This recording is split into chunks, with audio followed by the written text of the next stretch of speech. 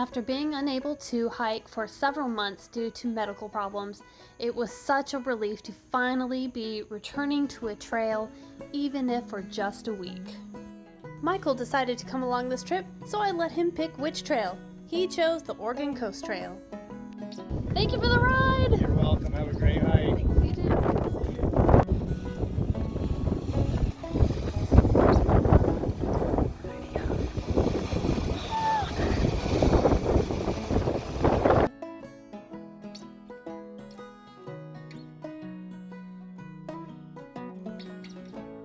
Okay, Michael, where are we? At the start of the Oregon Coast Trail. Yep, northern terminus. Found it! Oregon Coast Trail! Okay, Michael, start us off.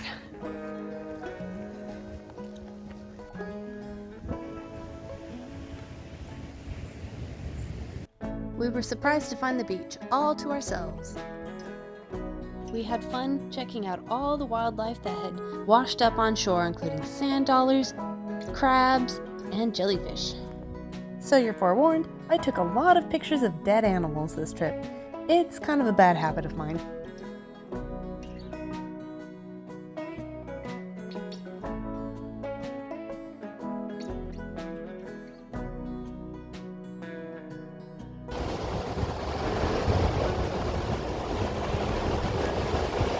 I don't know what this is.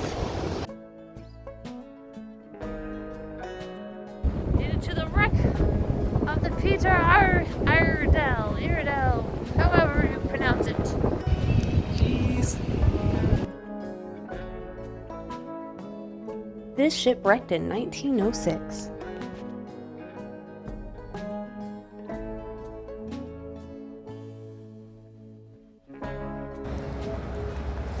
All right, leaving the beach, heading to our first state park campground. There's not a lot of like stealth camping or actual beach camping. A lot of it's illegal.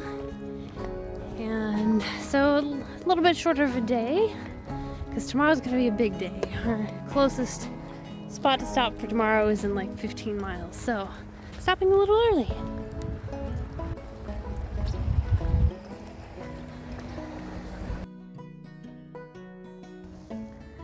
Okay, we made it to the Fort Stevens State Park campground. We'll probably be staying at several state park campgrounds. It's one of the cheaper options and actually available options. So it is pretty. We've got some big, humongous trees covered in moss and lichen. It's very pretty. At the biker campground, there are showers. We got here way early. I knew we were gonna get here early, but I'm not really sure what to do with myself. Everything's set up.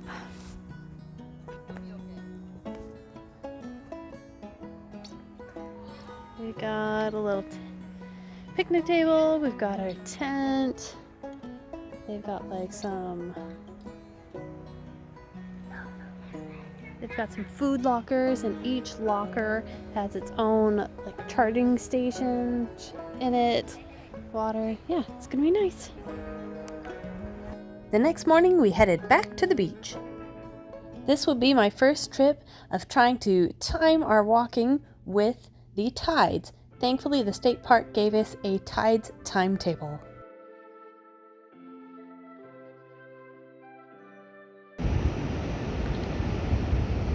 It's low tide right now. It is so far out.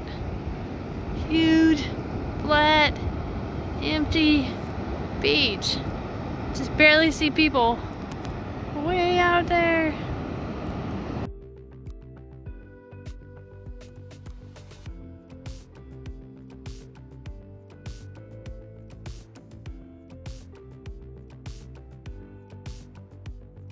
We had fun looking in the tide pools, but we didn't really see anything.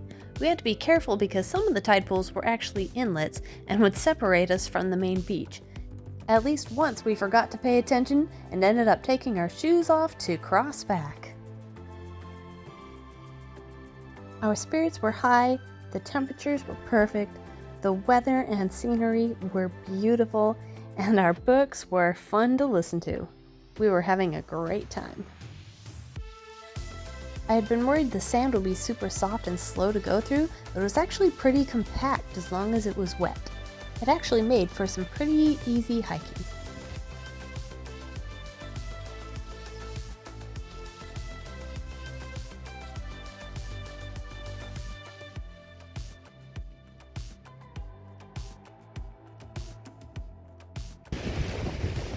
Found a dead whale.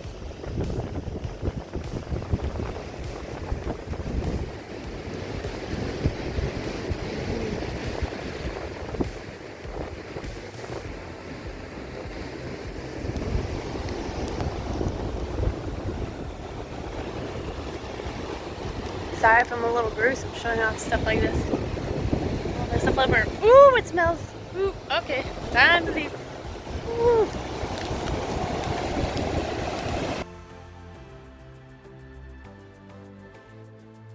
Tomorrow, I think we're heading up there to some of that. Michael has a new hiking buddy.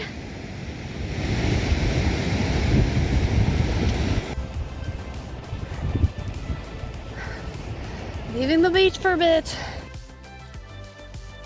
We spent our second night in the town of Seaside. While passing through town, someone drove by and meowed at us. It was weird, but we had a good laugh. Okay, we made it to the town of Seaside. We were staying at a hostel tonight. Beautiful backyard view. There's like a river right there, or an inlet of some sort. Here's our hostel we're staying at. It's been a little relief to shower and do laundry. We are sunburned even though we put on a ton of sunblock today. I don't look so bad now, but I do feel a little burned. But Michael is quite sore from walking his first 15-mile day. I don't know if we're gonna do 15 miles anymore this trip, but you know, doing our best to recover so we can be good for tomorrow.